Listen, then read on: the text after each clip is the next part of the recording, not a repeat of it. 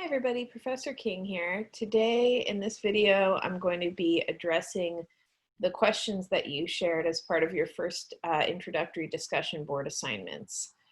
So I will be addressing questions that were posed both to my 103 and 104 courses because they really speak to both of those courses. And I'll be on a share screen a lot of the time, but also where need be, I'll be showing you how to access certain things on the Canvas page and where we can find them. So without further ado, I'll go to the share screen so that we can talk about the questions that we have. What you'll see here, as you can see, the first question is highlighted. The reason why I do this is so that, if you don't want to go through all of these questions or concerns, because that's going to make for a really long video, you can see where I've highlighted and kind of skip the video to that particular question. So that way, if you know some of the answers or some of the answers don't apply to you, you can just, like I said, skip to where you see the highlight start and stop. I'll do my best to remember. Sometimes I forget, and then I'll be like, oh, I got to highlight the last 3 questions, but it's better than, going through the whole thing and going, where does she answer this question? So now you have kind of a visual of where to stop and start the video for the question you want answered. So I'm just going to dive right in. The first question is, are we analyzing literature and writing essays about them? Are we being taught how to properly write essays about literature? And I put essays in parentheses there because for 103, the main difference between 103 and 104 is that 104 looks at literature, 103 looks at what's called expository writing. And expository writing is argument-based nonfiction writing. And so the way that we respond to those writings in terms of structural, essay structure is very similar. It's just the texts that we look at are different. So my short answer to that is yes, we will be looking at those texts, literature if you're in 104, expository writing if you're in 103. And will you be taught how to properly write essays about those items, depending on which course you're in?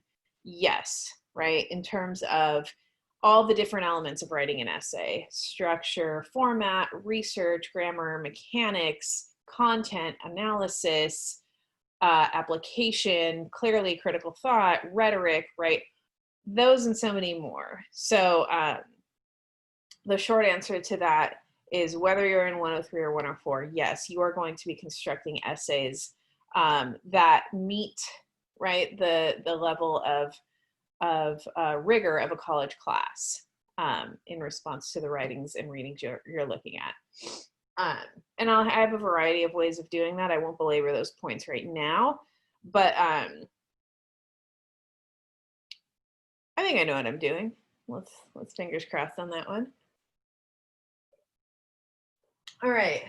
Another big question that a lot of people asked was, how will this class help with writing skills and grammar? Well, one thing you'll notice in my feedback, which I give feedback in the feedback studio, I give feedback in the discussion board comments. If you noticed with the first discussion boards, all of you should have a comment from me back. So if you don't see that comment from me, please let me know right away, because a big way that I respond to the discussion board is in those comments, other than just giving you, the point value grade. So one thing I do in the studio, right, in the feedback studio, is I show you kind of the grammatical issues that are going on within the essay, and I point them out. Now, a lot of people in their intros were saying things like, I'm a bad writer and my grammar is so horrible and blah, blah, blah, blah, blah, right? One thing I want to stress is, like, grammar is an important part to writing, but it's definitely not everything.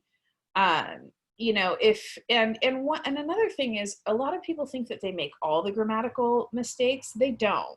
Really, what you'll notice in any given piece of writing is the grammar issues that are coming up. It's probably usually like 2 or 3 of them, and they just keep repeating throughout the essay. And so the impediment to reading the essay is not that all the grammar mistakes are there, but that the same ones kind of keep repeating because the person's not aware of them, right?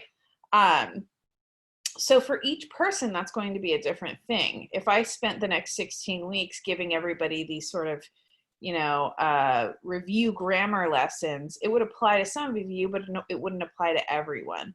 And so instead, what I do is I really stress that you read through my evaluative comments on your essays so that you are aware of those issues that need to be addressed. And then we'll talk about various ways of how we can address those.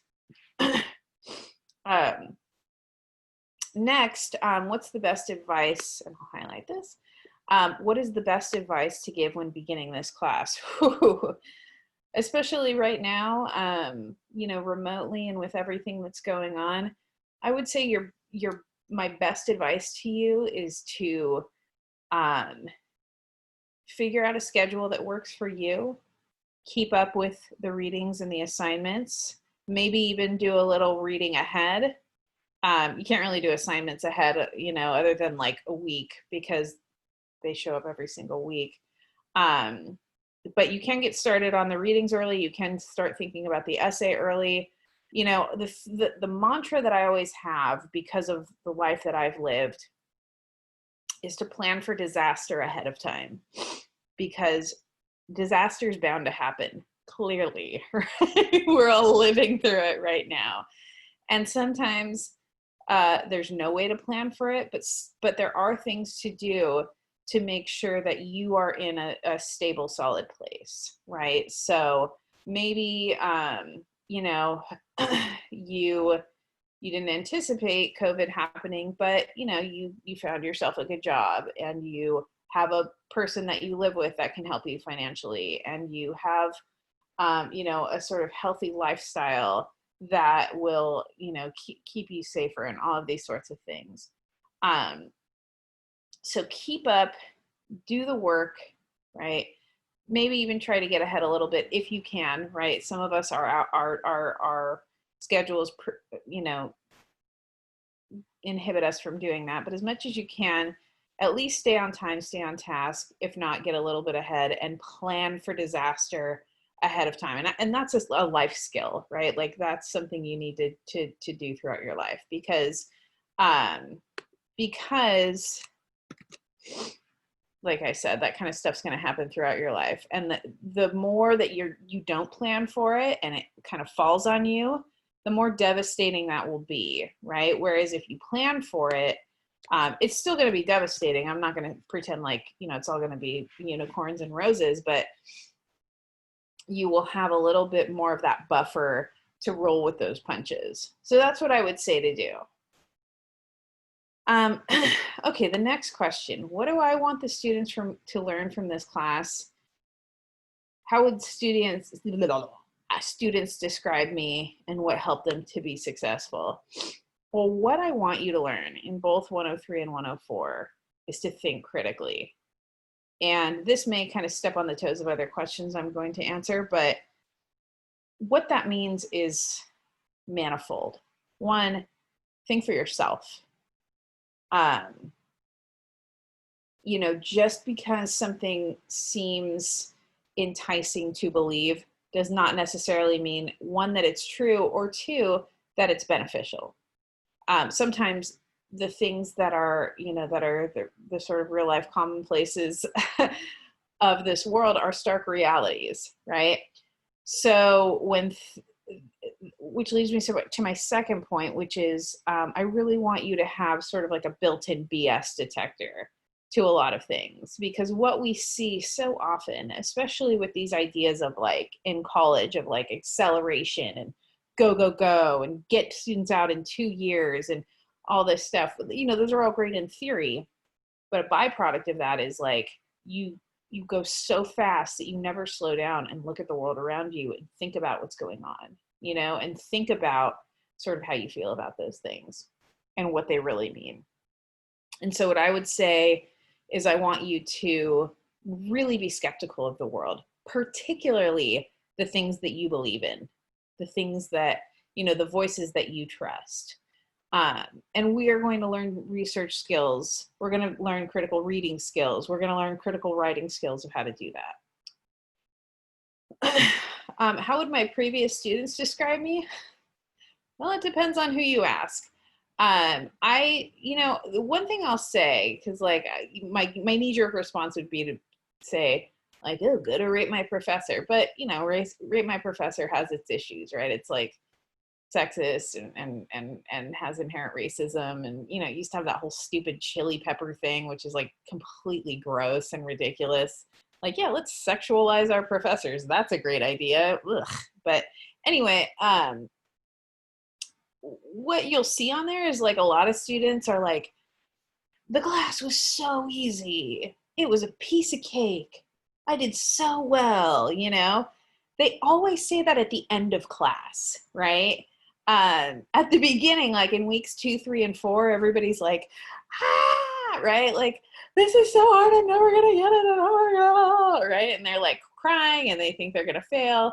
So somewhere between weeks 2, 3, and 4 and week 16, there's this shift between like, I don't understand anything and I'm lost, to, oh, that was the easiest class ever, right?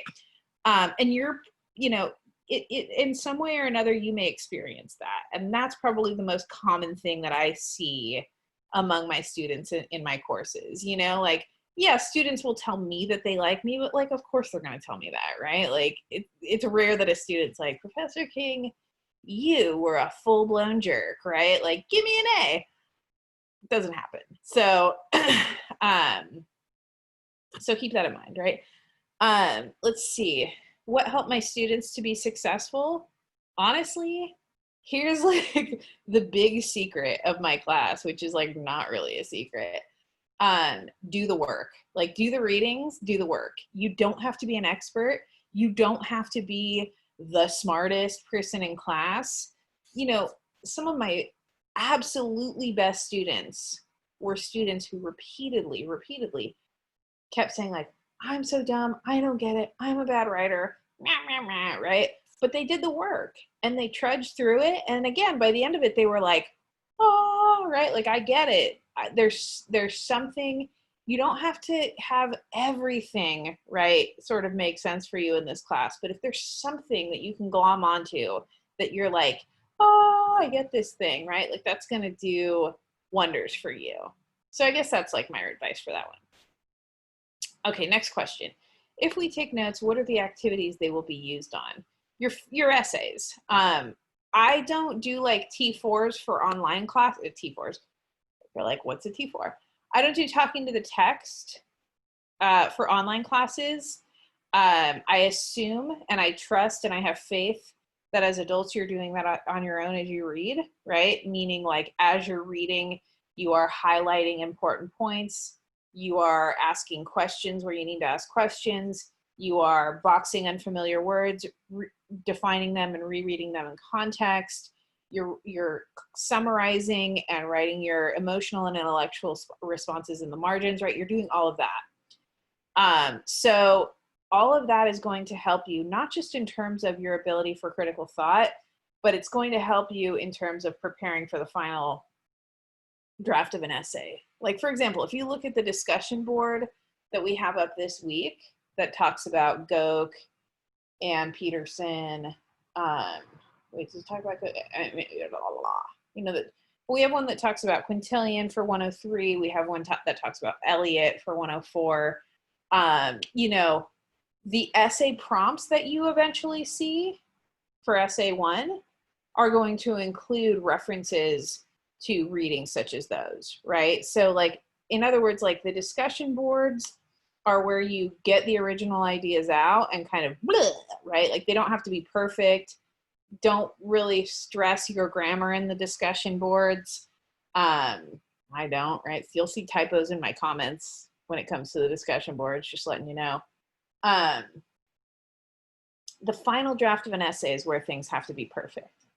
So your notes are going to all kind of work toward that end goal, right? It's all incremental, in other words. Like it's all like little by little to make a big thing. All right, next question. Do we have to work in groups at any time? Will the group work be mostly for peer review or for many other assignments? Yeah, it'll mostly be for peer review. There may be like one discussion board other than a revision, a peer review for a final draft of an essay. There may be like one other discussion board where I ask you like, oh, you know, pair up with this person and do this, like, but there's not going to be a ton of group work just because my philosophy behind it is like, we already have the hurdle of being online, which a lot of us are not used to. I'm not going to throw a bunch more wrenches into that mix, right? Like I know certain professors are like, okay, we're on Canvas and now you got to know Zoom and you got to know Pronto and you got to know, blah, blah, blah, you know, like random app that you've never used before and will never use again after this. I don't know if that's particularly the way that I want to run my class. I want to follow the KISS model. And if no one's ever heard of the KISS model, it's an acronym for keep it simple, stupid. Me being the stupid, not you guys. So that way, right? Like we're already overwhelmed with everything that's going on in the world and with like not being able to like interact with people, a lot of us, right? Why would I add to that with like, you know, make a video and here's hypothesis and here's, you know, like it just, for me, that doesn't work. So keep that in mind. And I did forget to highlight that one. So way to go, Katie. All right. It is, oops. I tried to kind of revise your questions the best I could to make them like general, you know, so that they all fit into the same, but sometimes I typo queen. Is there a system with late work or deadlines? Yes. For discussion boards, like I say in the syllabus, right? If you miss a discussion board, you can't make it up. It's not like high school where it's like, I was sick this many days, I'm gonna have this many days to make it up. That is not the way it is in college, right? You miss it, you keep going, you missed it. Like that's how it goes for daily work. However, the extra credit opportunities that I will offer will make up some of those points that you may have lost in the discussion boards. So that's why I say it's important to keep up with the work, because also the discussion boards are how I take attendance. And so if you're missing them, and I did have to drop a few people from classes this last week who just were not on the discussion boards at all. So if you're missing tons of discussion boards, you know, those are the primary ways that we're showing attendance in this course during the week, right? Showing that you've done the reading, showing that you're showing up prepared, showing that you're engaging in the course, like that's attendance. So, so if you miss those, that's telling me you're not engaging with the course and that you're missing the course. And so that may be grounds for you to be dropped from the course. Double check the attendance policy in the syllabus because it lays it all out there. But for late discussion boards, or I'm sorry, for missed discussion boards, do extra credit. For late essays, the policy is for every day that it's late, it goes down a letter grade of what you would have earned. So let's say you handed an essay 1, for all intents and purposes, it was a B, but you handed it in 2 days late, it would then earn a D.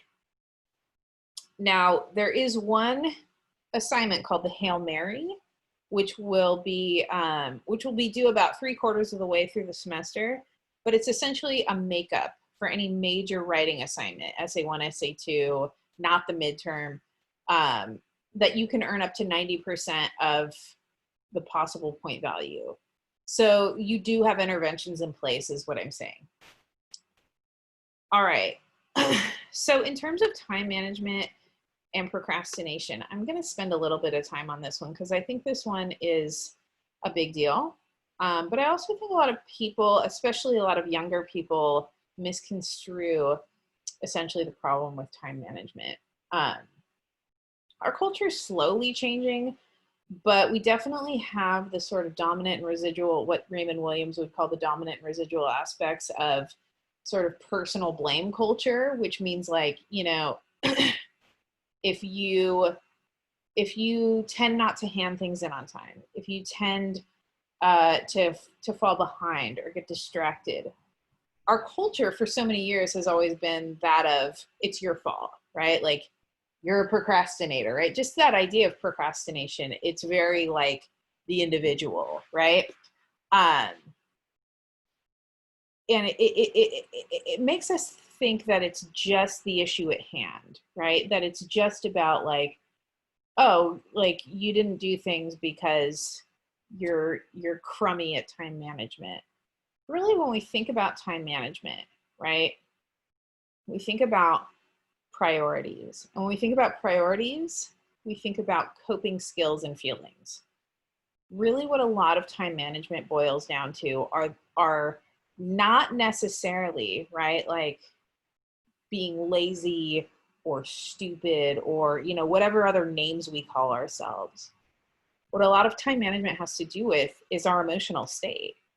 Um, and let me just, you know, throw it out there for you to think about. How many of you fall behind on things you love doing, on things that make you happy? Probably not a lot of us, right? Like if like for me, for example, right, if I got paid to go for walks on the beach, like I would be a bajillionaire. Like I would never stop doing that, right? Um, but if I got, you know, if it were like if it were up to me making, you know, a nickel every hour to be an architect, or even $1 million an hour to be an architect, I would probably be in a gutter somewhere because that's not my interest, right? And it stresses me out thinking about like math and geometry and drawing and all those things. So it's about prioritization, and it's about reframing the way that we look at the world, you know, based on how we're feeling, right? Because like, think about the the sort of like failure rate or drop rate for math classes. Now, I know that there's a tiny minority of you who are like, I love math. I'm great at math. We get it. Like you're good, right? But for those of us who are like, oh man, math, ugh, right? The reason why we procrastinate is because of that very thing, right? It's like that learned helplessness, right? Of like, I'm bad at math, so I'm gonna not really pay attention while I'm there. I'm not going to fully invest myself. I'm gonna do it last for my homework. I'm gonna do it Sunday, you know, at 10:30 when it's due at midnight because I freaking hate it, right? Um, that, right, shows that the things that don't make us feel good, that we don't enjoy, that don't, you know, that bring up these sort of remembered feelings of incapability or of you know, of sort of not being good enough. Sorry, I can't think of the word I'm trying to grasp right now. You know, we put those off. And so there are ways that we can combat that, right? There's this sort of like eat the frog mindset where you do the thing you dislike first in the day so you can get it over with. So you could do that.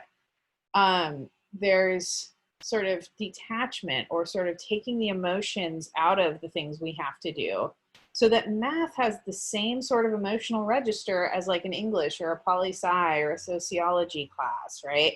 And we just get the work done. The thing I would say that helps me the most, especially when we think about coping mechanisms, is again, don't worry about being perfect. Just get it done. Just barrel through it. Even if it's going to look like garbage at first, you're going to get it over with. And you'll have more time to clean it up and revise it as you go. Now, there are other time management strategies you can do, you know, like you can go to your calendar, whether it's on your phone or your laptop or whatever, and for every assignment that's due, put a reminder, right? Put 3 reminders if you forget. Have a buddy system. Have people, you know, a lot of people when they work out, they have like a buddy system where other people make them accountable, right, for doing the work. Another thing I like to do is like, you know, I set up a schedule, I do the work, and I give myself this sort of like work reward system. So like, you know, for every hour that I do work, I watch 20 minutes of The Real Housewives. Yes, you can judge me all you want. Um, and then I go back to doing work, right? Take those short breaks. Give yourself pauses. If you have a busy schedule, find the gaps in your busy schedule where you can put work in. But also make sure you set time aside for breaks. Otherwise, you're going to burn out. So I'll talk more about time management as we go. But honestly, like if you can reframe it and take the things that you see as negatives and either look at them as neutral or try to find something about them that will help you, then that you can see as positives, that's going to help a lot in getting that stuff done. A lot of you talked about, like, you know, I don't want to get too political in this class. 104 is not as gnarly as 103. 103 we get real political because rhetoric, the rhetorical tradition, is intimately tied into politics. You can't separate the two. You know, guys like Aristotle and Plato and Cicero and Quintilian and all those guys, they were they were political figures. Like they had when they would plead their cases in front of groups, it was in a political arena. So in 103, it's part of the tradition, but you always have to respect your audience. And so disagreement, that's part of critical thought. If we all felt the same, we'd be automatons, right? We'd be robots, and it'd be incredibly boring, and there wouldn't be any critical thought. The thing that allows for critical thought is that disagreement, is that skepticism, is, in 104, that sort of grouchy Samuel Johnson, like, I don't totally buy it, right? But the part about politics that we have to address, and what our society right now is doing such a poor job of addressing, is that people are different, and that shutting people down or name calling people or making people feel like pariahs because they're not perfect all the time, and maybe they change their mind, or maybe they slip up and say silly or dumb things every once in a while. I don't know how much that actually helps critical thought. The shutting down and the sort of like expecting everyone to be perfect, like critical thought, a big chunk of it is empathy, right? And is understanding that we're all kind of a mess. And so if we can respectfully address one another, whether, especially when we disagree, we have much richer conversations because of it. And so just keep that in mind, right? Everything you feel about the people with whom you disagree with the most, I'm sure we all have had those name calling sessions in our head, right? None of us are exempt from that. There are people out there who think the same thing about you. And so think about it this way. Are you going to engage in that kind of behavior that makes you just as bad as, the worst devils of another person's nature? Or do you want to hold within you a little bit more of a faith in humanity, where you can see yourself in that person, despite the fact that you are so, sort of polarly opposed, right? So keep that in mind. 104, it's not as bad, but there are still writers who get into politics, and you can disagree with them. Another thing I'll say about this is students always think they have to agree with what they think to be my political leanings in their essays. Please don't, especially if you don't believe it. I can tell you right now, I used to teach at Loyola Marymount University in LA, and I had a student who she was vehemently pro private school. I mean, just like every pore was like, yes, private universities, those are the ways to go. And clearly I teach at a public college, right? Like public education to me is like it's the air I breathe. So on that front, we could not have been further apart. But this student wrote an essay that blew my socks off. It was one of the best essays I've ever written because it was well researched, it addressed counter arguments, it was nuanced, it was thoughtful, right? It was well written, it was all the things it needed to be. And so that person earned an A, right? She earned an A. I didn't give her a grade, she earned it, right? And that's a political issue, whether you want to, whether you think so or not. Now, I've had students who find out a little bit about my political leanings, and they just, spew for 4 pages, just complete BS that they don't believe and is not authentic. And as someone who's been doing this for a living, I can tell that right away. So I would much rather read the person whose beliefs I am diametrically opposed to who brings a killer argument to the table than someone who thinks, you know, I'm gonna agree with everything they say, and a lot of times they're wrong actually, you know, and thinks they're sort of buttering me up that way. Doesn't work. So don't worry about being political, and we're all political. Like everything we do is a political act. So we can't really get out of it. We can't get away from it. Even when we think we're not. We'll talk more about that as the semester goes on. Another question, will this course information stick with me and will I be able to use it in everyday life? Yes, yes, yes, yes, yes, yes, yes, yes, yes. Once you become a critical thinker, right? If we think about like Plato's analogy, once you become that person who can see the light, even if it hurts and it's blinding and you're like, oh, I gotta go back into the cave and those people are gonna hate me. That knowledge, right? That ability to read between the lines, to have the built-in BS detector, to think for yourself, it will change your life. It's not only gonna stick with you, it's gonna change the way you approach everything. You're gonna see people that you thought you agreed with and be like, oh my gosh, never mind. You're gonna see people that you thought you disagreed with and be like, oh, weird, right? Like I can see that, I can see point A and point F. I don't agree with B, C, D, and E, right? But okay, right? It will change your life. It's not just gonna stick with you, it will change your life if you allow yourself to think critically. If you just keep doing the same stuff you've been doing that's been earning you the B's on essays and, you know, kind of skating through, I don't know what to tell you, right? I guess that's a skill too, but it will change your life if you can think critically. What kind of feedback can you expect? This is a great question. So discussion boards, I will write comments back if there's something, one that I think is a killer idea, or you know, something you might want to expand more on in your essay, or just something you might want to walk down a path mentally a little bit more. And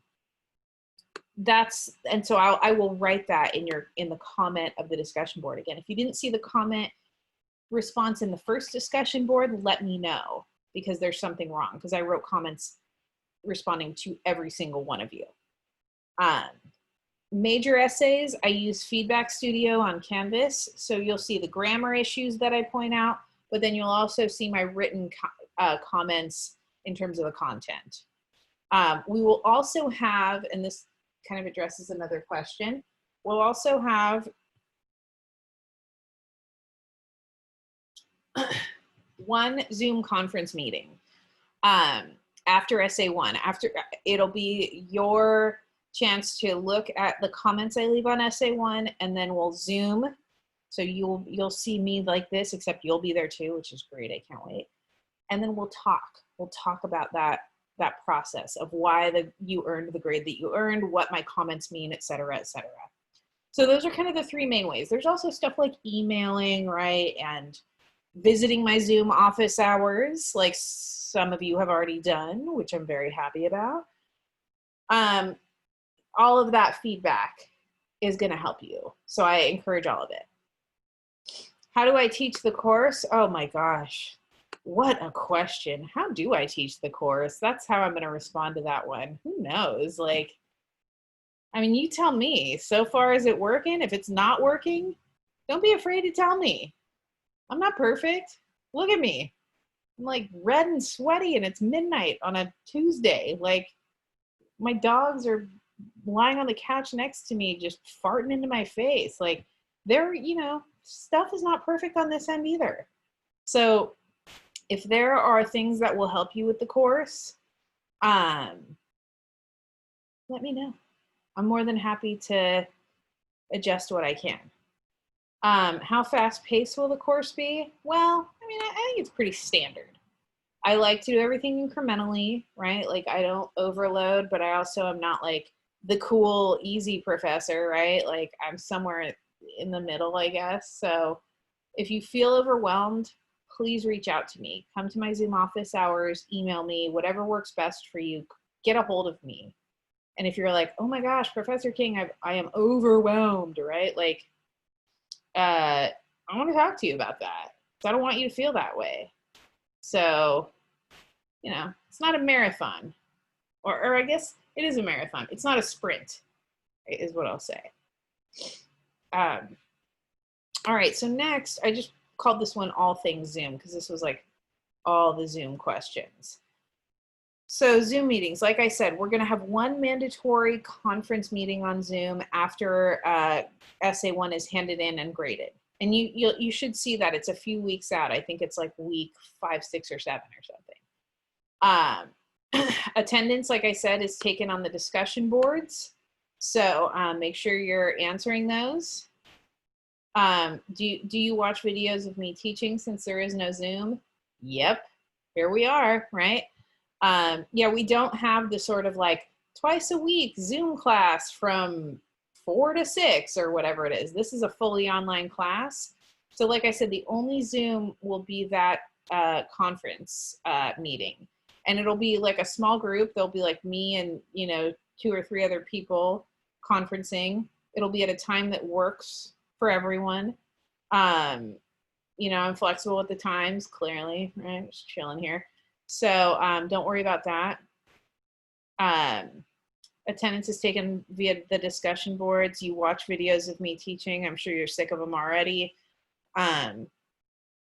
Virtually as a class, that's the Zoom conference that you see in the syllabus is the only time that we will meet. But I still highly encourage you to come to my Zoom office hours. It's the same link that is on the first page of the syllabus.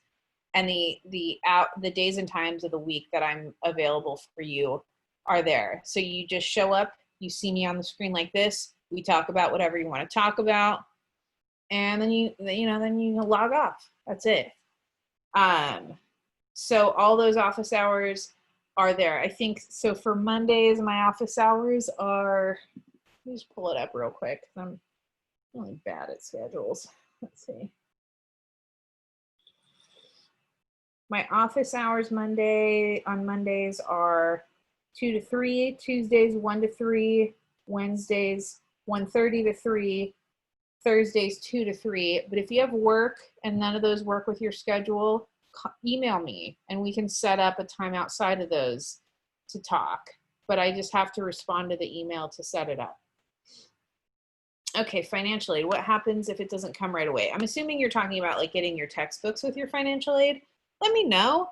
I mean, I can't do anything to change your financial aid. If I could, I would take all the money that all the bigwigs in our district make and I would give it all to you so you guys could, buy textbooks, hopefully, but really, like, let's be realistic. If I got all the money from the district, I'd be like buying Fendi bags and stuff. If it doesn't come right away, let me know. I know I sent that message about the bookstore being backed up and some of us might still have not gotten our books from that. So, for a couple weeks, we're going to have the readings online and stuff as best I can. So just let me know, because sometimes I'm just not aware of stuff. Like, I don't know what your financial aid status is. So if you're like, I don't have my books yet, just Zoom with me or email me and let me know. Okay, the next one is the fear of being overwhelmed by the readings. My 103 students, some of us have already talked about this with Quintillion. My 104, you are in for a treat if you haven't already felt this way. But it happens. Here's what I'll say. If I gave you a bunch of readings that didn't challenge you, what would be the purpose? That's like expecting that you're going to get a college degree from just repeating 5th grade over and over again, right? It doesn't work that way. You have to read stuff that at times you're like, I have no clue what's going on. What is this guy talking about? What does this mean? What does this word mean, right? Like, that is how we grow as intellectuals. That's how we build brain waves matter. I don't know how science works, so just don't quote me on that. But, I'm not expecting you to be experts on the readings. I'm not expecting you to be a Nietzsche scholar tomorrow or a Foucault scholar tomorrow. What I am expecting for you is to read them. If you understand 10% of them, that's 10% more than you knew before you started reading. Maybe come back and do like a review, come to my Zoom, ask me some questions, ask questions in the discussion board, read other people's interpretations of the readings, but know that I'm not expecting you to have everything 100% down pat. But like I said, I am going to challenge you. And if you feel like, ooh, this is all way over my head, that is a much better place to be than I understand all of this. Because then I'm not challenging you. You're not learning anything, right? You might as well just go sit on Instagram for 6 hours. Like, I want you to feel challenged. And so, again, going back to that idea of like checking in with how we feel, you are not a dumb person. You're not a lacking person. You're not an awful person if Foucault is difficult for you to read. If T.S. Eliot doesn't make a whole lot of sense at first go. You are a normal person if that is the case. And that's okay.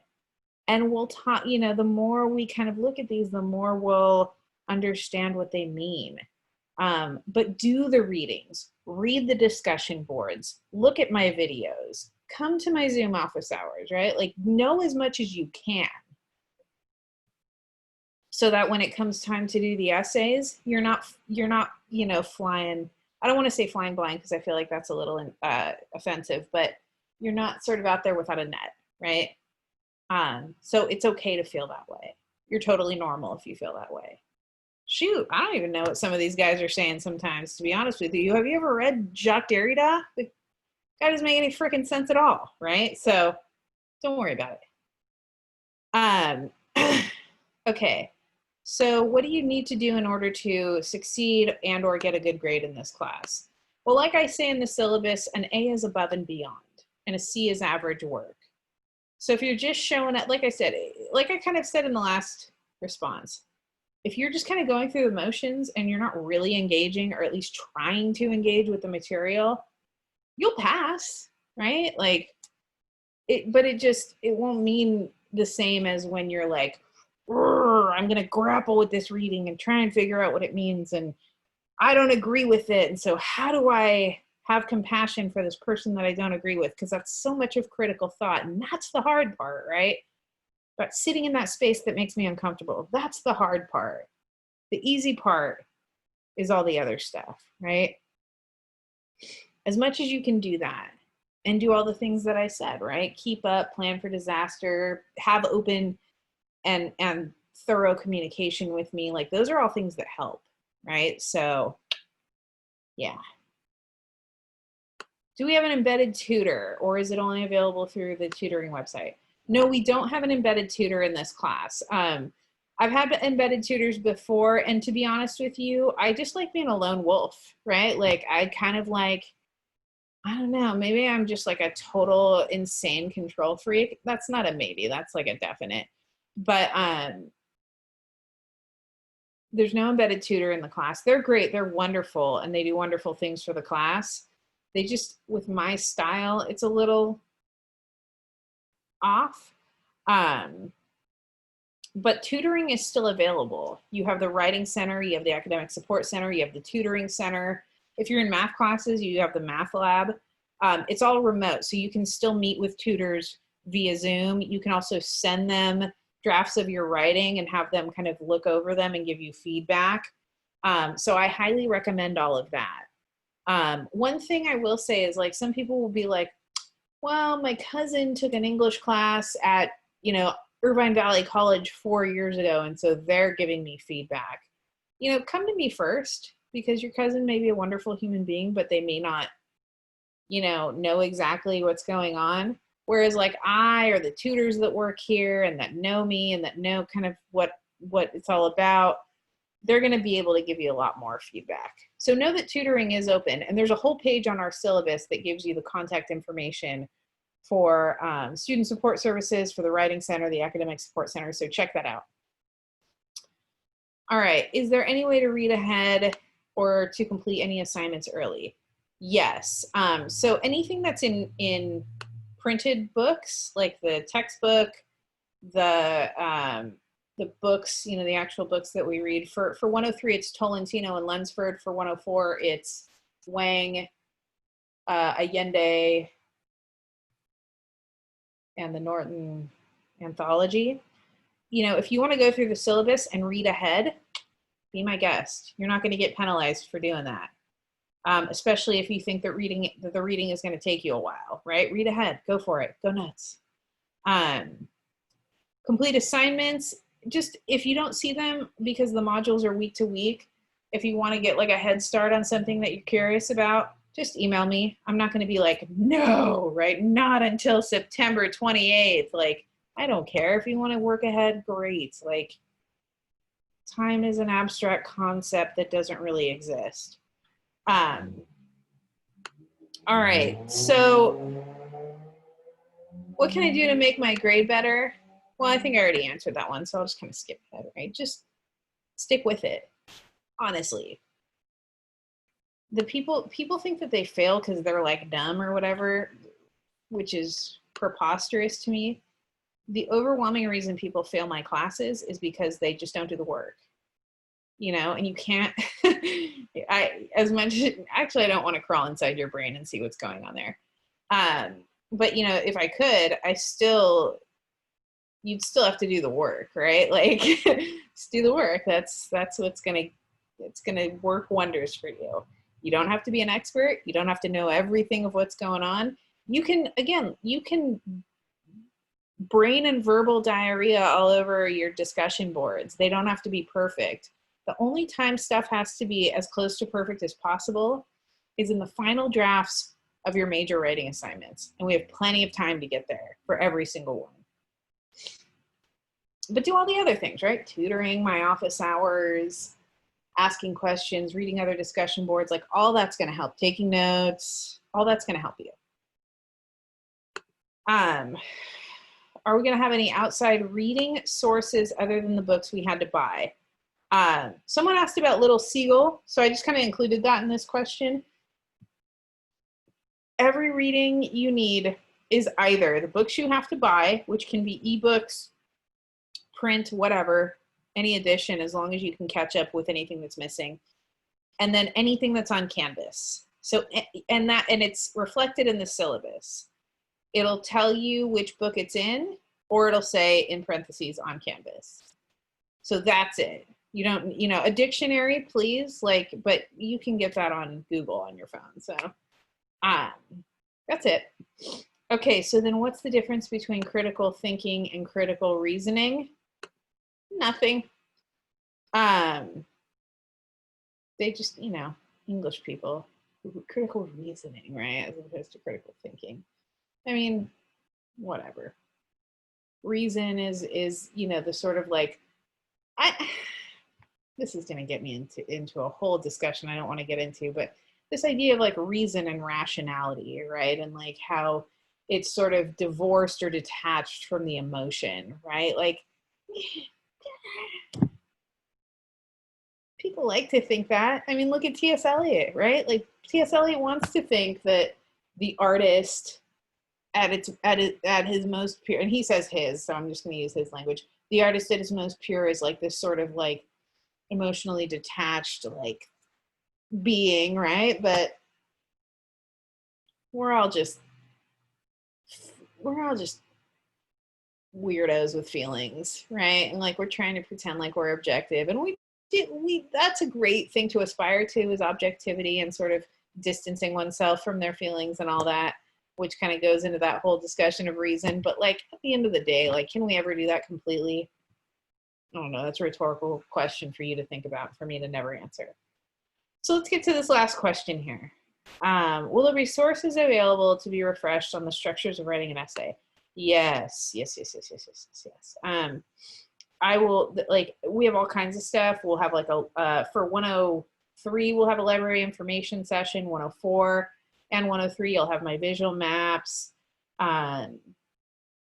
We'll do peer reviews that require looking at structure. We have all kinds of stuff. So, you know, I know you know, I would hope not at Fullerton, but I know that like we've all had that English professor that either just like doesn't make any sense, or is like, write about your feelings, who cares, right? And like you never really learn anything about writing in their class.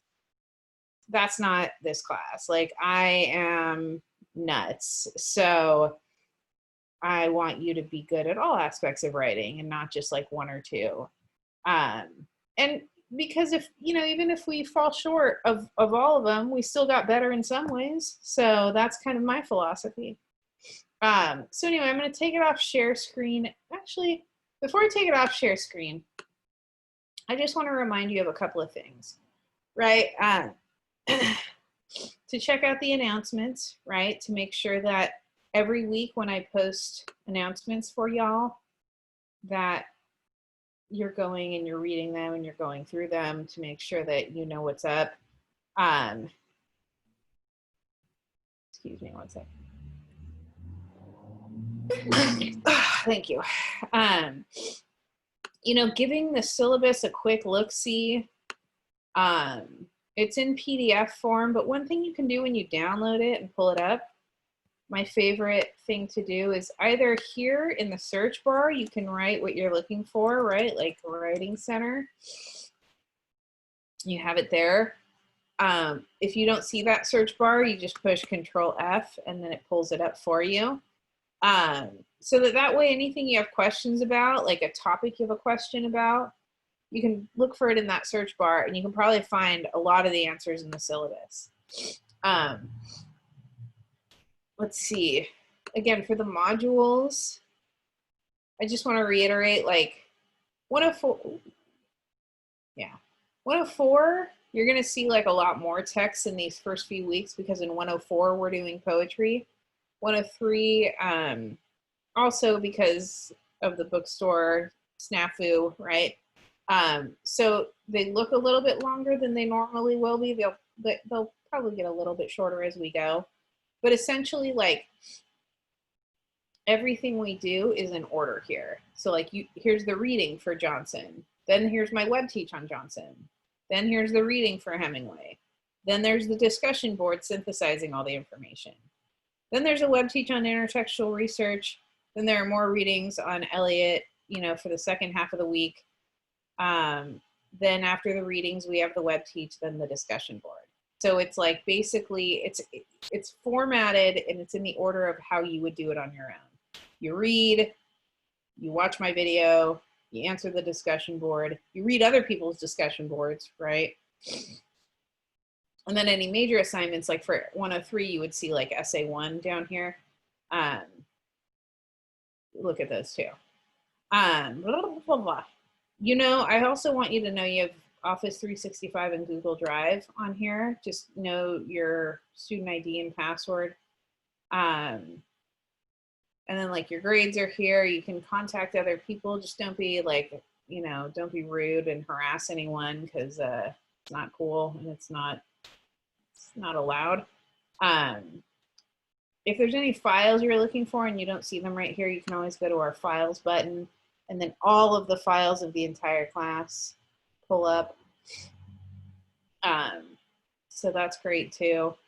I don't use Pronto for the class because we already have email and Zoom office hours and the messages on Canvas and the discussion boards. So keep that in mind. But I did want to just oh, and one last thing I wanted to take you to is Pages. So you may have seen me talk about Immersive Reader in Pages. So anyone who's interested, either maybe if English is your second language, or if you receive accommodations, or you just like to, some of you said that you're like auditory learners. One thing you can do is, and I'll just go to like Langston Hughes's I2. Click on the Immersive Reader button, and then as you read, you can push play on Immersive Reader. Reading, Poem Hughes, I2. I2. By Langston Hughes. I2, Sing America. I am the darker brother. They send me to eat in the kitchen. When company comes. All right, so you get the idea, right? Like if you go to Pages, and it's only through Pages, that's kind of one of the shortcomings of Canvas right now. Hopefully they'll update it in later versions. but if you go to pages and then you click on a page, which everything that's in the modules is copied to pages, the best thing to do is go to creation date and see that, you know, and then put it in order chronologically right here with the little triangle up. You can click on these various things and then you can hear them in Immersive Reader as you read along. So that's another thing that'll help a lot of people out that I think is helpful and useful for you all. All right, so I'm going to take it off share screen now. I hope all this was helpful. Again, if any other questions arise, please feel free to come to my Zoom office hours. The link is on the first page of the syllabus. It's also on the first page of Canvas. If you scroll all the way to the bottom, the home page. You can email me, you can message me through Canvas. My email is kking@fullcall.edu, kking@fullcall.edu. That's also on the syllabus. You can follow me on Instagram at Prof King FC English. That's P as in Peter, ROF as in Frank, KING, FC as in Fullerton College, and then English, ENGLISH, all lower caps on Instagram, where I just give kind of like quick updates and other campus resources that may be valuable to you. So I hope this was helpful. I hope I addressed questions and concerns that people had. But if any other questions come up, use those ways of getting a hold of me, of contacting me, because I'm here for you. I want you to succeed. I want you to do your best. So, you know, I can only do that when I'm made aware of situations. If I'm not aware of them, you know, I can only do what I know. So I hope you all have a wonderful evening. Get going on those discussion boards. And I'll see you all in cyberspace. Bye.